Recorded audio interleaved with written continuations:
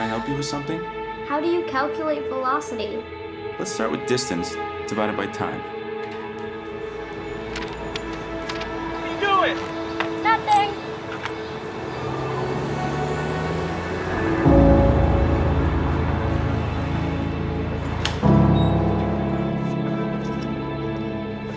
Will exhaust velocity remain constant?